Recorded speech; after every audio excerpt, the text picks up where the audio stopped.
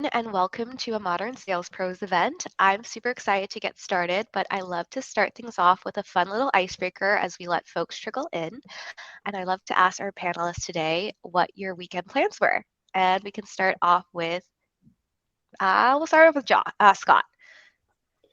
Well, I was joking around with Menominee about some Taylor Swift concert material, but I think what's most applicable for the Moores family and our weekend plans on the horizon is I'm a little nervous, got a high level anxiety with this one, but it is the first family trip down to Disneyland, and Oh my gosh. that'll be taking place later this week. And I have Driving? what's that? Driving from the Bay? Driving, yes. So driving from the San Francisco Bay Area down to the Anaheim, LA area with three young children, 6 and under. I'm going to turn our Chevy Traverse into a moving hotspot, so they have some sort of entertainment. And we'll see how it shakes out. They make videos about this stuff of dads humorously training for Disneyland, but that's yeah. There's like apps now, right? There's like apps and you gotta like get in a wait list and all of these trip tips and tricks. It is overwhelming. Yeah, I downloaded 4 apps last night for this trip. Oh my gosh. It's very different from Did you get the Disney mouse ears, all of you matching t-shirts? We have a family shirt that my wife has ordered. This is going to be an interesting photo, by the way. My youngest son has his Mickey ears hat already, but I can assure you we will more than likely be buying Mickey ears sets when we get there. Mickey and Minnie, because I have a young daughter too. Oh, so cute. Lovely. That sounds so much fun. How about you, Miami? Yeah, so for me, I'm going to be in a post-concert hangover this upcoming weekend because I was at the Taylor Swift concert in Vegas this past weekend. So if anyone is a Swiftie fan and you are going to the show, it is going to knock your socks off. Probably one of the best shows that I've been to. But yeah, it was amazing. Great. I also can't believe it's April already. And so if anyone has any good April Fool's jokes or anything I can tell to my friends, I'd also love those.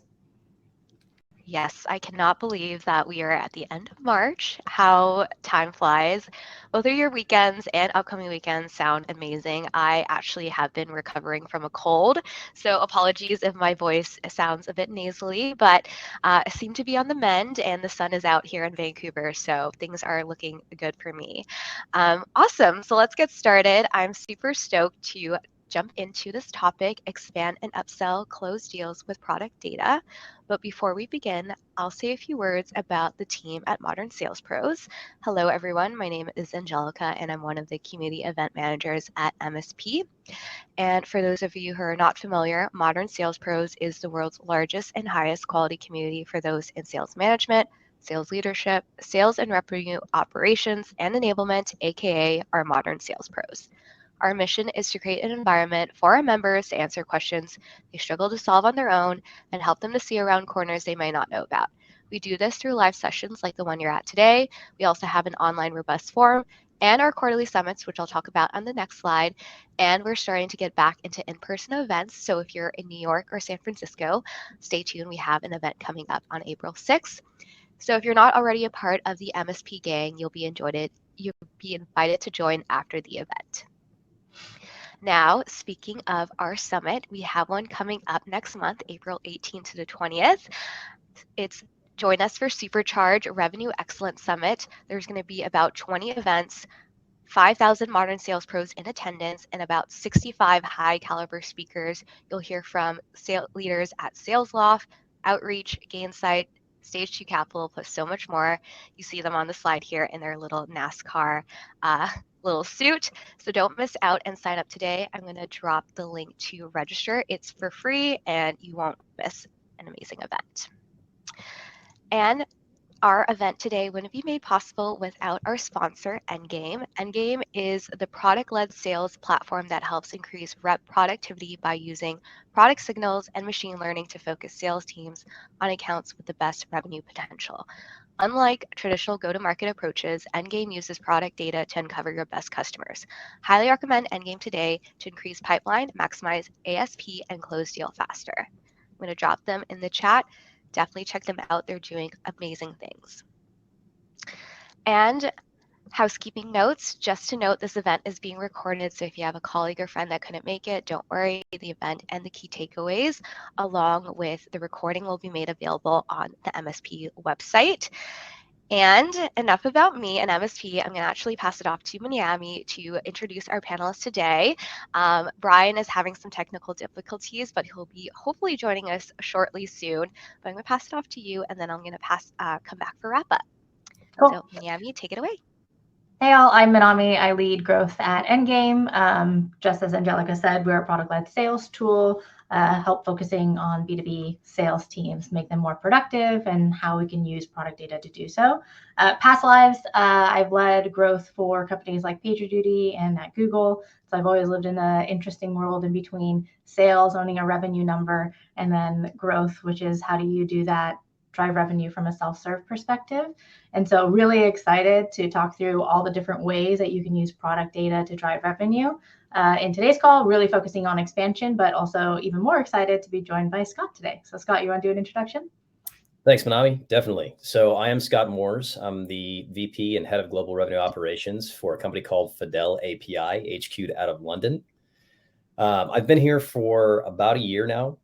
And Fidel API, we like to say that we make money programmable, but many folks can say, okay, what exactly does that mean? At the foundation of it, it's card linking technology. And we partner with all major networks to spot carded transactions on any card that could be your wallet, purse, whatever. And it's a way to power loyalty programs and expense management programs primarily. In previous lives, I've worked at Marqeta for over 4.5 years, preceding my tenure at Fidel API. Before that, I was at Workday. Before that, NetApp, and before that, EMC. As you could probably tell, I've got about 20 plus years at this point in time, as I'm dating myself, as my hair is turning gray, in revenue operations, sales operations, and before that, FP&A. So I'm excited to be here and really appreciate all of you having me. Thank you. Cool. Hey, Brian. Hello there. How's it going? You want to do an intro? Absolutely. And Scott, appreciate the fact that you still have hair, no matter the color. So, hey, you look great. You do.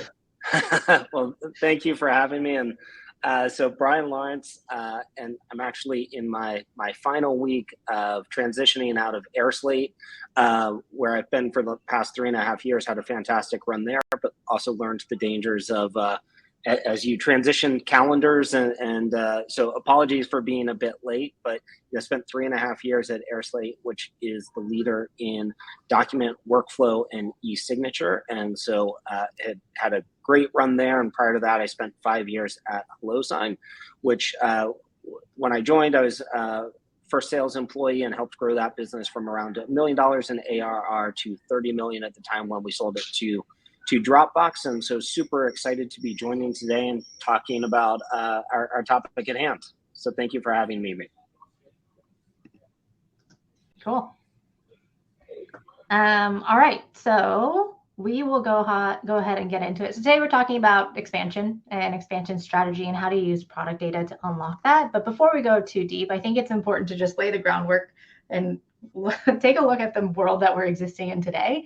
There's obviously a lot that's changed in the market. I would say since 2 years ago when we were in COVID and tech was just booming to today when, many things are different. We're facing an economic downturn. I think all SaaS leaders and sales leaders are trying to understand what is the strategy that I need to focus on to make sure that we are successful and the company is going in the right direction. And so some of the key themes that I've been hearing a lot of, I've been talking to customers in this area is, one, how do I make sure my reps are working at peak productivity, right? Resources are slim, headcount is slim. How do I make sure each rep is doing the best that they can, and how am I arming them with the best information that they can? The second one is, how do I make sure I can bring in consistent low CAC revenue? And so consistency is key, right? You want to be able to depend on your forecast. You want to be able to bring in deals that are going to close. How can I make sure to have consistency in my revenue? And then the third one that is, I think, growing in popularity day by day is how can I minimize churn risk as much as possible? And so how can I make sure that the baseline revenue I already have stays there while I continue to bring in more revenue? And so really excited to talk about expansion today, because I think if you think about expansion revenue and product data, it hits all three of those. So product data is something that really helps narrow your sales team focus, make sure that they're most productive and they're targeting the right accounts. Expansion revenue is lower cost. I think the number that's out there, it costs 5x more to bring in a new logo than it does to sell to an existing one. And so how can you make sure you're getting all the revenue out of your existing customers as possible? And then expansion strategy also can help understand who's a churn risk by understanding, okay, if they're not a potential expansion account, then what's wrong? How can we fix it? How can we make sure we are proactive rather than reactive before somebody churns?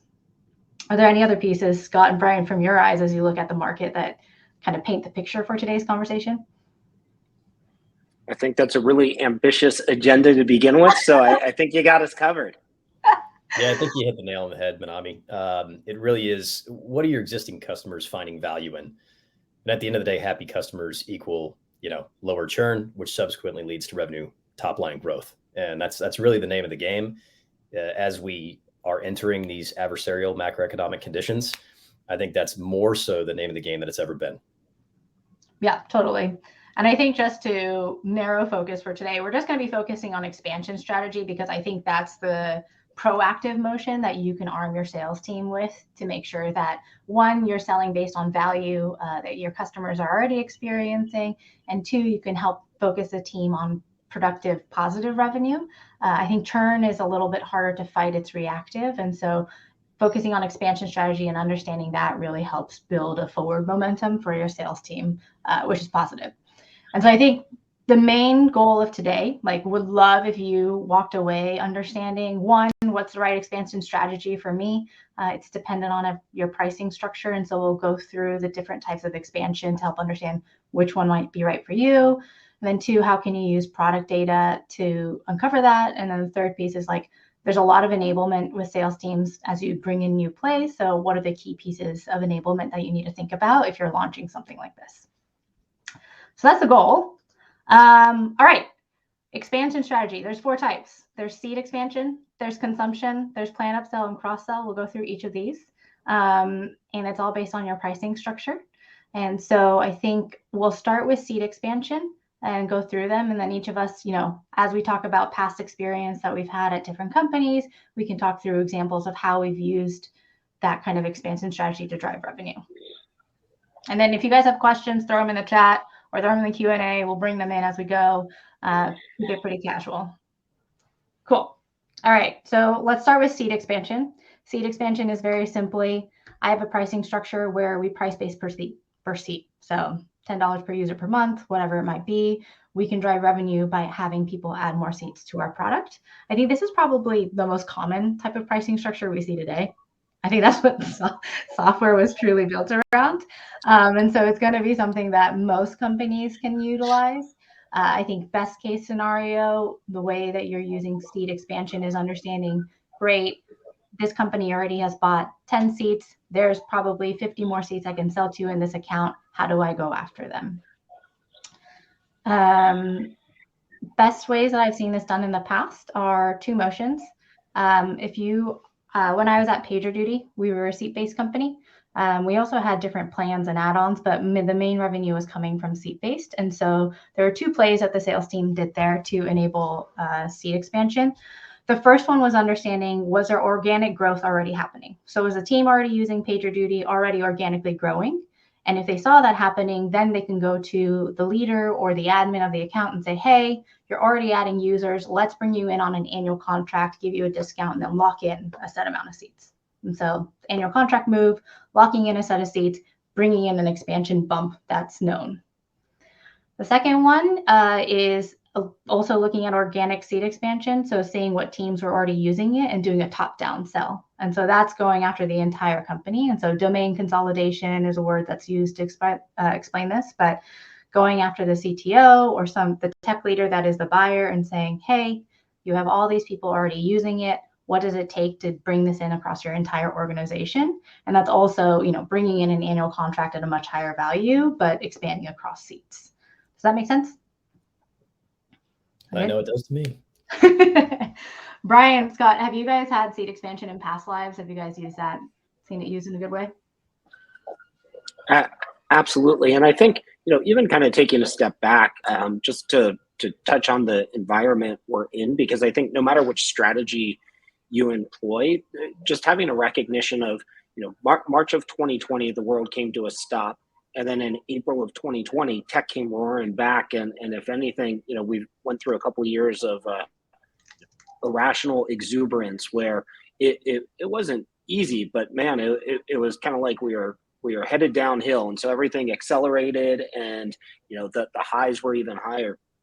And so I think we found, when we were selling into companies, that they were saying less due diligence, and they are faster to pull the trigger, and companies were, their biggest challenge was, how can we meet demand, how can we accelerate quickly? And so faster to pull the trigger, they had more aggressive hiring plans. And so from a seats basis, in part, it's just the first part that you mentioned, that there is organic expansion, and increase in the employee base.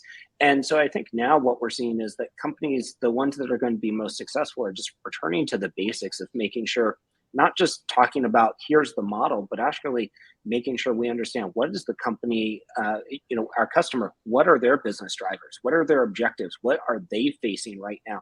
How do we help them? How do we align with that? How does our software solve business problems, and not merely like, hey, do you have more people? Great, let's add more seats, but kind of returning to some of those basics. And I think by doing that, you're going to have naturally good things occur. And I think the seat way is a great way. And I love, digging into, to your point, and I've heard stats even higher than 5x more expensive to bring on a new customer than an existing customer. And so with existing customers saying, hey, you already have us in place, where else can we help? Because right now, I think what you're seeing is people wanting to consolidate software and be careful with spend. But if there are other departments that you can reach out to and they can get more leverage, I think that's the sort of area where you can crack open the door and find success. Scott, how about you?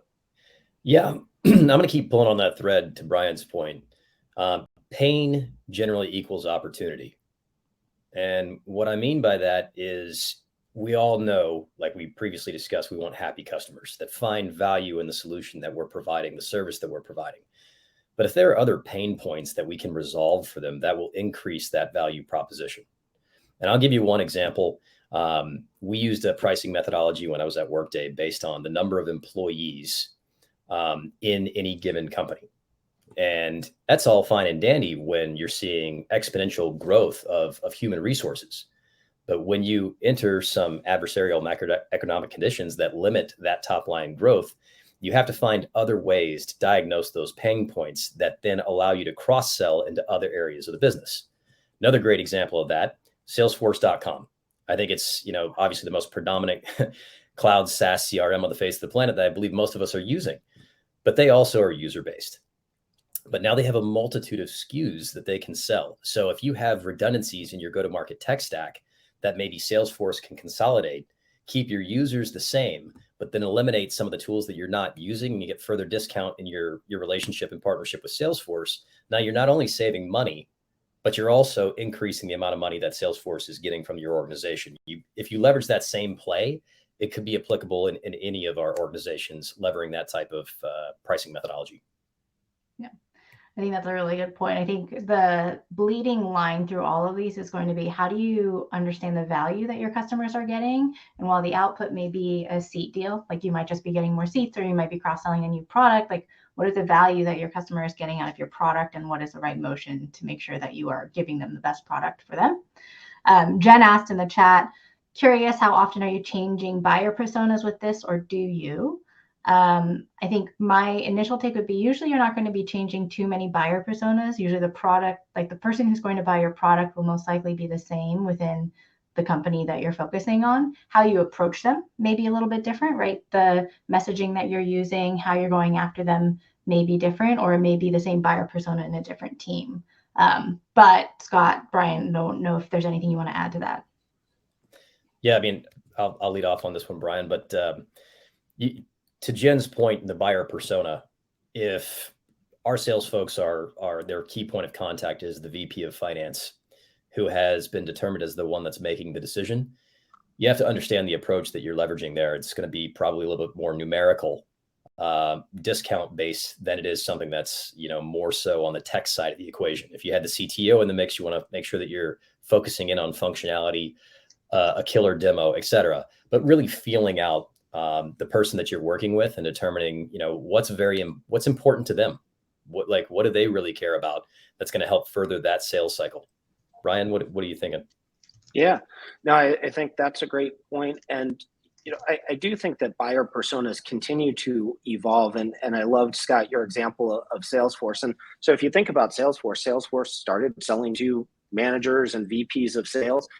And then organically, what kept happening was that suddenly a couple people over in marketing were hearing, sales is looking at this data, and so marketing needed to start to take a look. And then you had the finance team. And so I think one of the smartest things you can do is uncover from your customers, how are they actually using your product? Because I bet you most customers are using your product in ways you haven't even thought of. And that is a real key. And so you're going to continue to evolve and add to those buyer personas, because you're going to find that someone who brought the product in the door, who might be your VP of sales, well, that's going to be different than the VP of finance who's using it in an expansion mode, and understanding what that persona looks like and building towards that. I think that's part of the way you get even more successful on the expansion piece of it. That's a great point. I do think that also as your company grows, like not everyone's going to start off as a Salesforce with, I don't know how many products that they have now, but as your company grows, your buyer persona and who you can sell to within a company will also evolve and expand with that. So that's also a great point. I think interesting, because we're flirting with the conversation of a different type of expansion strategy, which is, cross-selling a new product. So just as Scott mentioned before, the Salesforce example, keeping the same users and maybe cross-selling another product, which can help them consolidate different tools that they're using, or maybe going after a different team, like a marketing team within Salesforce with their, I forget what their Marketo competition, Pardot, and selling them a different product. So in the cross-sell world, what's important to consider when you're going after that kind of motion? Yeah, I mean, I think you really have to diagnose the existing go-to-market tech stack. If it's Marketo, if it's Pardot, if it's Eloqua, if it's HubSpot, understand the value of what your solution provides relative to what your competition may. I'm not saying go out there and just start, slinging FUD like it's going out of style, but you definitely need to make sure that you're diagnosing pain points if you want to talk about a rip and replace of an existing solution or a cross-sell to a different SKU. But I definitely think that if you correctly diagnose those pain points, those opportunities are generally abundant. So yeah, it makes total sense to me. Brian, your thoughts? Yeah, and I think keeping an eye on not what features do we have, but what business problems are we solving, and having an understanding of that. And I think there are a lot of benefits. I mean, I think so many companies are struggling with, they expanded so much, they have so many pieces to the tech stack. They know that some of those things are being underutilized. If you talk to, your heads of RevOps, they've got so much to do. They're trying to keep up, and that there's that opportunity to, instead of, and I think it's not necessarily that it is the, feature for feature, this is the best product out there, but rather, how does it fit with the existing stack? What does it mean from an operational efficiency and scaling standpoint? What are the benefits of having everything on a smaller shared infrastructure versus having to support all these different pieces, and helping to align your selling process with that? Because I think that's one of the biggest trends I'm seeing and hearing right now. That's a phenomenal point, Brian. There is nothing that grinds my gears more as in RevOps than a product or service that's sitting on the shelf collecting dust. What are we paying for? And then your team has to manage it. That's right. Yeah. It saps bandwidth, and you get very, very little ROI out of it. Yeah.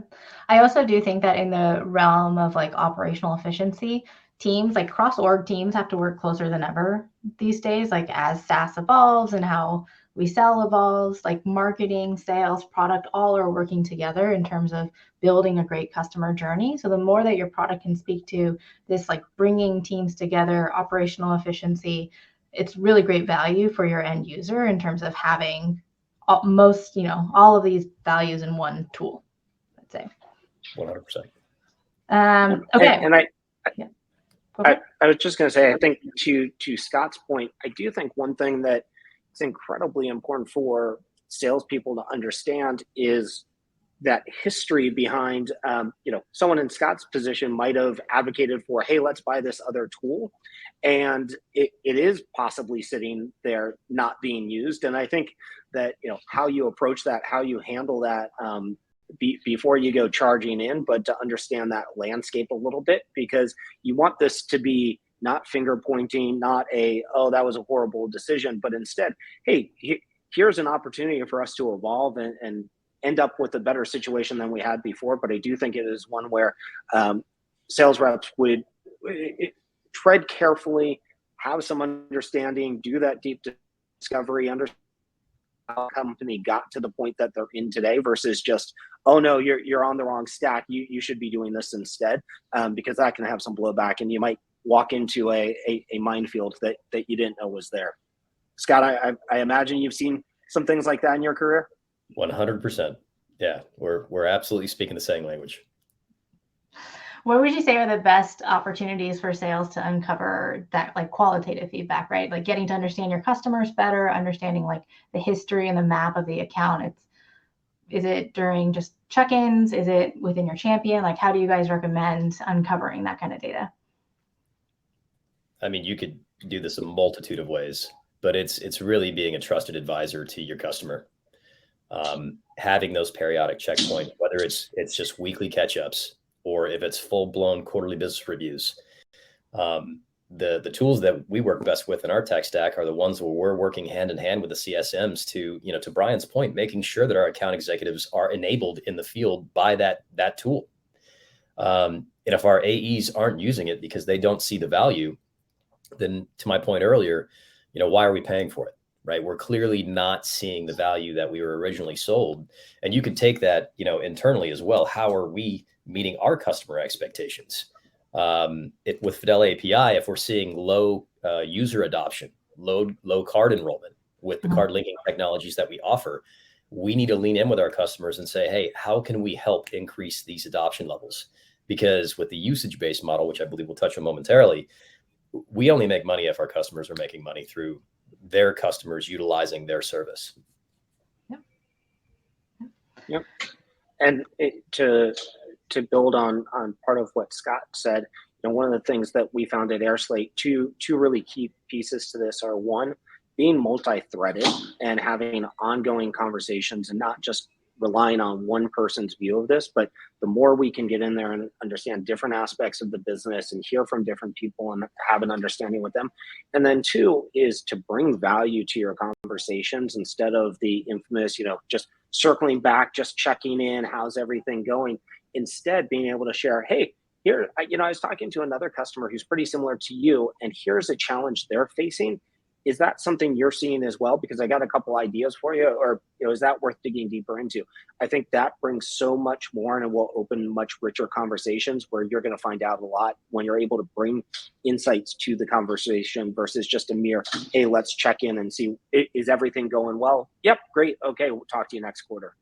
Yeah, I think that just digging on that as well, like this is where also product data and usage data could be really helpful. So I know that within Figma, who's one of our customers, they are doing a FigJam cross-sell. And so they're cross-selling the FigJam product. And what they do is actually look for someone who's using Figma in a FigJam way. So doing workflows and building out designs like that and say, hey, like here's a doc of how you could actually do that with Figma, but also we have a product, FigJam, that actually unlocks X, Y, Z. And so they're capitalizing on usage that's already happening, giving them value of like, hey, here's some docs on how to do that better if you're looking for it, and or if you need these features, this product also solves for that.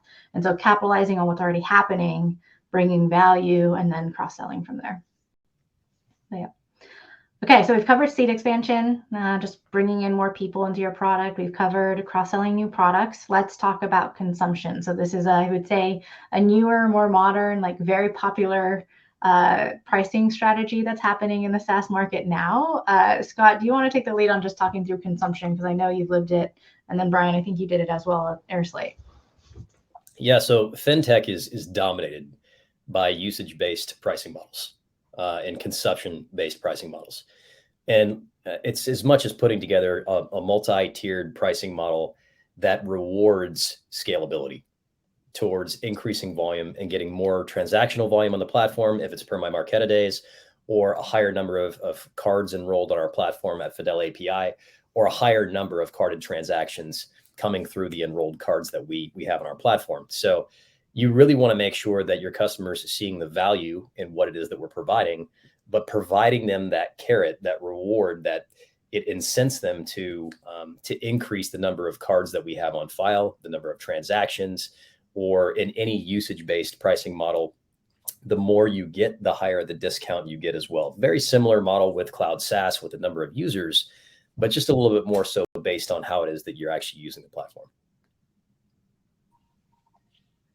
Yeah, and I love the usage-based models, and I think we're seeing more and more of it. I think there's certain things like an API which lend themselves incredibly well to usage-based pricing, and having the opportunity to even say to customers, hey, listen, you're going to pay me more next year than you do this year, or else we're doing something wrong. Because if you're paying me more next year, that means you're getting more business. That should be a good thing. And so my expectation is, hey, you're going to pay me more because usage is going to grow. Are you on board with that? And if they're not, that's a good part to unpack during the initial sales process. And once they're up and running, the whole goal should be, from a customer success standpoint, how do we help you use the product more? What other ways can we find to help you be more efficient, be more successful? And then you're going to reap the rewards through usage-based pricing. Yeah, to Brian's point, in usage-based pricing, at Marqeta, generally in fintech, much of the payments chain is fed through interchange paid by the merchants on carded transactions. So in corporate B2B use cases, it can be 250 to 300 basis points, or 2.5 to 3%. And that feeds the entirety of the payments chain, including Marqeta. So we would take just a little bit of that interchange, and the rest of it would either be transferred back to our end customer, which is how you get cash back cards for a lot of you that have them in your wallets or your purses. But to Brian's point, we want you to pay us more next year. You can't look at 1 year's financial statement versus the next and say, hey, we paid you 2x more this year than we did last year. Well, yes, but you also made 4x more in top line revenue because of the service that we're providing. And that really is a yin and a yang type of a relationship, and mutually beneficial at the same time. I feel like consumption-based models, the key is that onboarding. Like, how quickly can you get them to value with that product? Because unless you should start, like, you got to hit that moment where it starts and really unlocks your pricing. And so really understanding, how are they using it? What's your onboarding path? Like, what are you making sure that they're getting value on, so that they can immediately start using, you see that pricing structure kick off, and then you can keep building in value as you go. But onboarding and getting them to value quickly is very, very key there. Yeah, I couldn't agree more. The name of the game with Marqeta is card activation and adoption. I'm sure there's many of you on this call that have received a credit card or a debit card in the mail, and it's just, you didn't activate it for months, right? That's not doing the card issuer any good. Nobody's making money. And the best way that we hope to enable our field sales from a Marqeta perspective is, okay, let's go back to the customer and say, okay, we're in this partnership, but each month that you do not gain user adoption, you are costing yourself this much money. And it really comes down to brass tacks at that point in time. And I think you've both raised fantastic points, because I think this is one of the most exciting things that's happened in software in the last 20 years, has been the shift from, software companies used to be infamous for shelfware, that you would buy this huge, you get shipped your CD from Oracle or Siebel or SAP, and these things would sit there, and you would have to hire a huge team of consultants to get it implemented. And then many of these projects it became easier to just shelve them than continue forward, because they were so complex and people discovered that way too deep in the process, versus with a consumption model where now it's incumbent upon the vendor to help make sure that the customer is successful. And I think, incentives are better aligned, and I think there are a ton of virtues to that. Yeah. We had a question from Doug that says, what are some of the KPIs or examples that you point to with the customer showing that the increase in service led to an X% increase for them? And so I think, Scott, you mentioned like, okay, you're paying us 2x more, but you actually saw this. What are some KPIs or ways that you could align on that with a customer? I mean, you could offer a short-term rebate on pricing at a certain level of increased volume. And for instance, if you were to offer up marketing dollars, you get, for anybody that's used DoorDash, DoorDash is a big Marqeta customer. And you will know that periodically DoorDash does offer discounts. They'll comp your delivery service fees. They'll give you a 20% off discount, et cetera.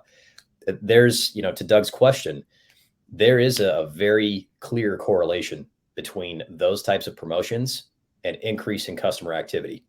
And it could be as simple as plugging emails out to your customer base that highlight that discount, that then kicks the tires on their usage of your platform.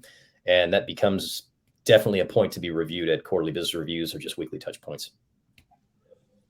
Yeah. And I would take a different angle of just, I think this is something that should be inherent in the sales process at the very beginning. So one of my favorite questions to always ask customers is, hey, provided you go with us 6 months from now, how are you going to justify that this was a good decision? How are you going to explain it to your CEO or your board or whoever you need to report on this to?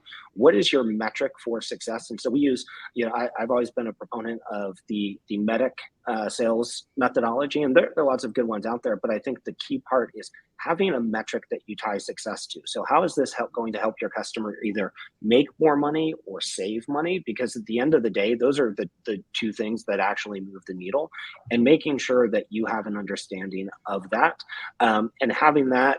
And I think this is critical if you have a new business function and then a customer success or account management function, and there's a handoff, that the person responsible for new business, typically your AE, understands what this metric is, and that there's a clear handoff that the person who's going to be managing the ongoing relationship, your customer success manager and or your account manager, that they have that alignment, they have that understanding, and that helps inform the conversations and the entire onboarding of like, here's the North Star that we're building towards. We're going to help you achieve this, and then being able to tie that back in. And when you're able to do that, that's where I think you get the results that Scott talked about, that, hey, you're paying us twice as much, but you saw a 4x increase in revenue. Sign me up all day for that. Yeah. Yeah.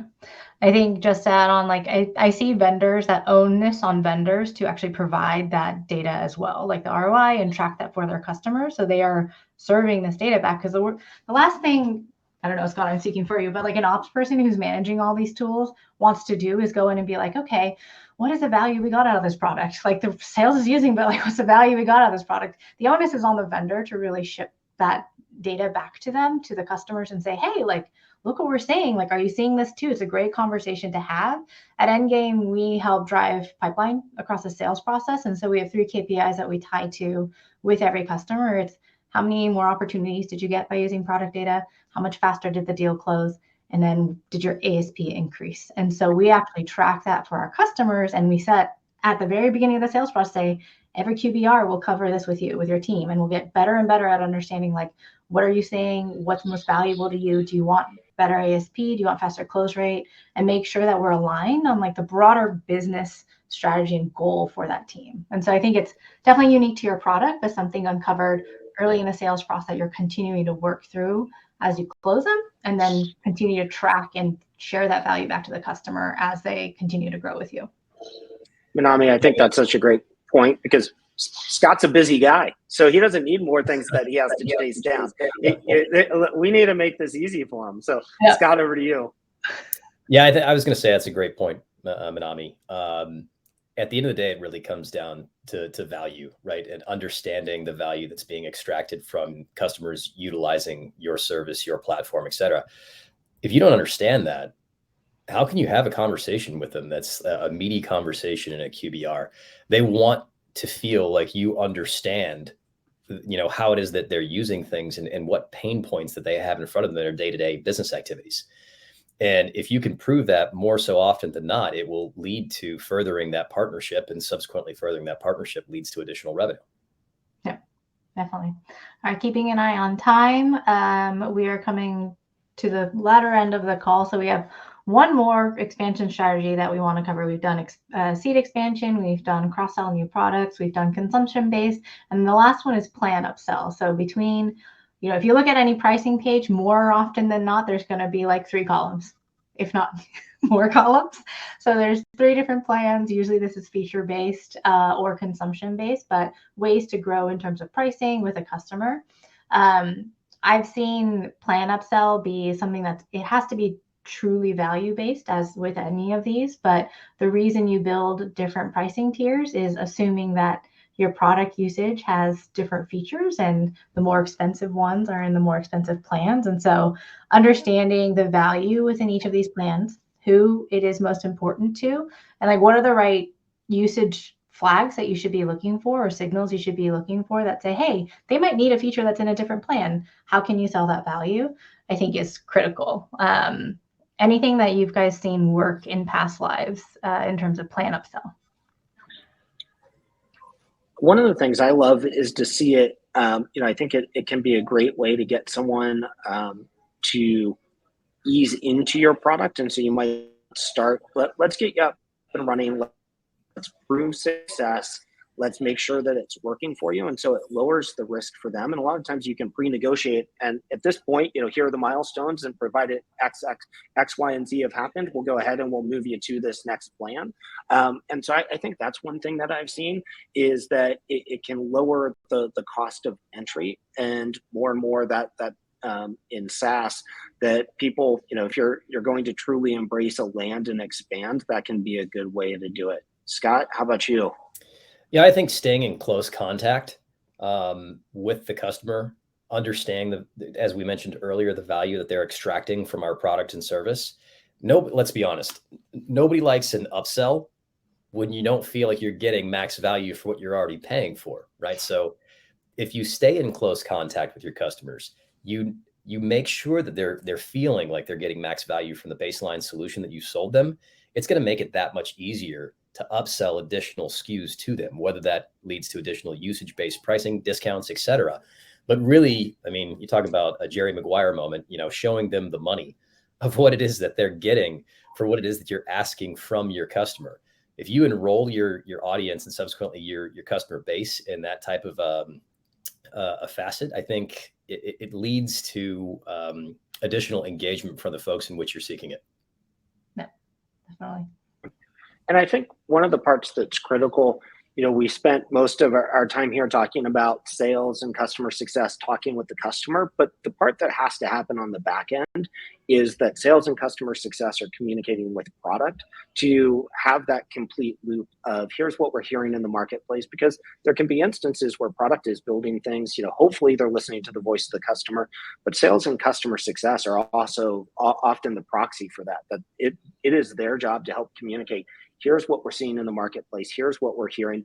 And that, we might think, oh, everyone's going to want this, but yet the market votes differently, and making sure that that's informed in the product roadmap of what's coming next, is that it's truly driven by, and I think it's incredibly important to have a system for doing this, because, if you ask sales reps, if a sales rep lost their last deal because the customer wanted it in pink then instead of, in black, you're going to hear from the sales rep, every customer wants it in pink, and we're never going to win unless we build this in pink.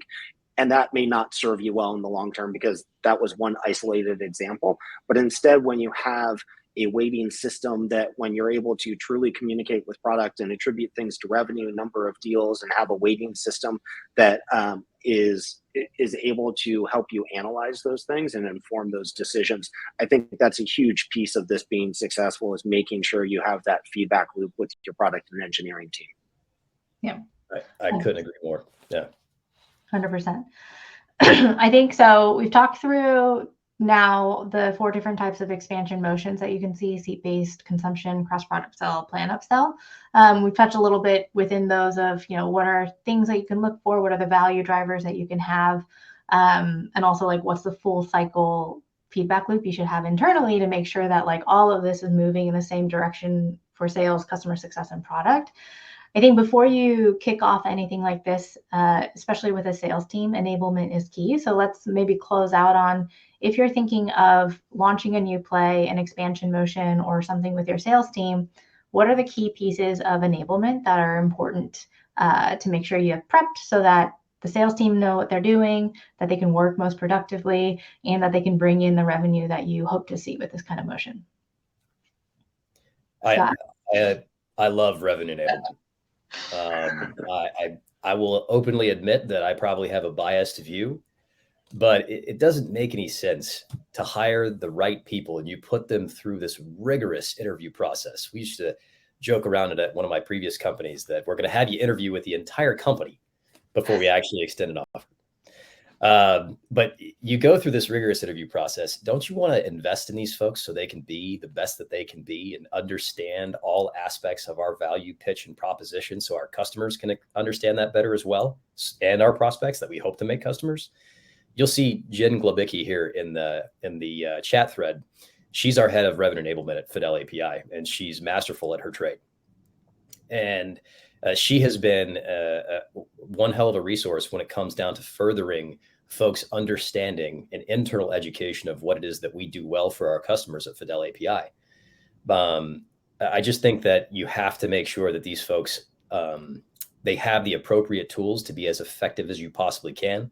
Because like I said, the worst thing you want to do is hire the most capable folks and not arm them appropriately to do the jobs you're asking them to do. Revenue enablement makes that happen.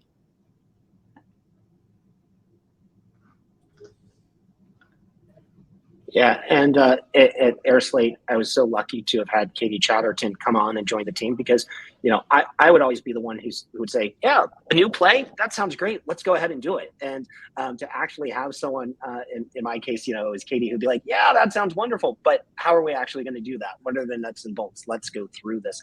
And to have that balance, and it makes such a difference. And right now, the demands on sales teams and customer success teams are higher than ever. And so just simply to throw new responsibilities at them without making sure they're set up to be successful, you're not going to have very good results. And if anything, you're just going to burn out your sales team. So instead, making sure you take a step back and understanding. And by doing this, there's also, there are trade-offs involved in this. For all the time you spend talking to new customers, existing customers, that means you're not doing something else. So what are you giving up? What are you trading in order to do this? And making sure you're aware of those things is part of how you set the team up to succeed. Yeah, Manami, you had mentioned, and even per your post here in the chat, a centralized repository for field enablement collateral. So it's a one-stop shop for finding all of these resources that are available to you. I'm sure it drives Brian nuts when maybe his RevOps team goes out and procures a new tool for the go-to-market tech stack, and they send it out to the team and say, hey guys, here's a new tool. Have fun with it. But what do you do with that? You need some training if you really want adoption and usage. So I think it underpins the process. Yeah, and the guide that I linked to is a much deeper guide on if you're looking to use product data for your sales team, what are the steps you need to consider? How do you do it? But one of the key steps there out of the 5 is enablement. So how do you build sales playbooks that helps them understand, 1, what is the goal of this? Why am I doing this? 2, what's the message? Who am I focusing on? So buyer persona. 3, what is the data? What's the information that you're giving me, and what does it actually mean? And how do I translate that into a message out to the customer? And so I was on another call the other day, and the sales leader kept saying, it's not usage-based selling, it's value-based selling. But it comes from usage. So how do you take the usage data and then turn it into a value-based message so that the rep can be more effective in how they sell and the customer is getting, reintroduced and understood of the value that they continue to get out of the product. So I think sales enablement, whole different conversation. We could probably have a whole webinar about that. And maybe Jen would be leading that charge, but definitely the critical piece, no matter what you're doing, whether it's an expansion motion, a new product, bringing in new tech stack, et cetera, enablement is key. We have so much going on in our lives that we all need to be walked through things 100%. Okay. I think that is about most of the content we are going to talk through. Are there any, are there any questions in the chat or Q&A that we could help answer before we close off for today? Brian and Scott, anything else that you'd like to add? Oh, Brian, I think you're on mute there. Sorry, rookie move. Manami, I just wanted to thank you for doing such a great job of moderating and moving us through. Scott, it's been such a pleasure chatting with you. But I think, we're going to be in this period where I think there are going to be outsized successes and failures. And I think the companies that really double down on this type of process and become really good at cross-sell and expansion are going to have even more success, and you're really going to see a lot of differentiation coming up. So I think this is incredibly well timed, and it's been a pleasure being on here with Manami and Scott. Yeah, I will echo those sentiments as well, and try and put a bow on it with this one statement that we've constantly, or at least I've run into throughout my career. Are we a product-led or are we a sales-led organization? And to be honest with you, that designation doesn't really need to take place. The moral of the story is that we are all one team. Yep. And bidirectional feedback will help facilitate revenue acceleration methodologies, much like we've discussed here on this call today. A great sales organization can't sell something where there is no product market fit, and a product team can't build something if they don't have a sales organization to go out and sell it and give them the feedback on how the customers are extracting value. So I love conversations like this. And Angelica, thank you so much for having us. Manami, thank you so much for being the moderator of this panel. It's been a pleasure to be here. Thank you. Yes, definitely. Thank you all. And then just to answer, Jen actually tossed in one last question, which may be to one team, one dream, but how are you aligning sales and customer success to move this effort forward? I think Brian and Scott, you guys might have some interesting answers coming from RevOps and sales. Well, and so I think you rely heavily on RevOps because I think at the end of the day, one of the first, every good salesperson, every good customer success person is going to look at their comp plan and say, oh, here's what you want me to do. And so I think making sure you have alignment there from a financial standpoint. And then two, just stressing the idea that like, hey, if we get really good at this motion, this is going to hugely benefit the company. And this leads to lots of good things. We can invest more in marketing. We can drive more things. But in order for us to be customer centric, this is what we have to do. We have to make sure our customers are set up for success. And customers that are succeeding and using our product and having lots of success, they're the ones who in any of that's a key to any of the motions. None of those motions that we just talked about will work unless your customers are happy and they're using the product and they want to use it more. Yeah, it really needs, to Brian's point, to be a one fluid motion of a one team approach. The CSM needs to make sure that they are fully educated on all things that have gone on within that account to make that customer, that prospect, a customer. And the account executive needs to make sure that they don't just ink the initial deal and then see you later, right? In a RevOps capacity, to Brian's point about compensation, I'm a huge advocate of spiffs. We rolled out a spiff to get new cross-sell on a new SKU that we rolled off the assembly line. And I've spiffed both sides of the organization, both CS and net new sales, to make sure that they are working hand in hand to support the customer experience. And it's working.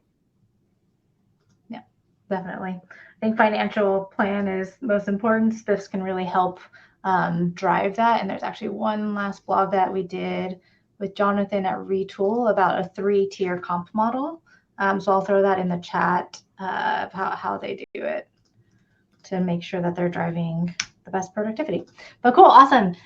Thank you guys, Scott and Brian, so much. It's so helpful and I think very timely to have this conversation. If there's any additional questions, please feed them through MSP or reach out to us on LinkedIn. We'd be happy to chat with you all. But yeah, happy Monday, everyone. Thank you so much for joining. Thank you, Manami, Brian, Scott, and thank you everyone for attending. All the references and blog posts that we dropped into chat will be made available along with the key takeaways and the recording on the MSP website before the end of the day. So stay tuned for that, and we'll see you at the next event. Thank you, everyone. Sounds Bye. great. Happy Monday. Thanks, team.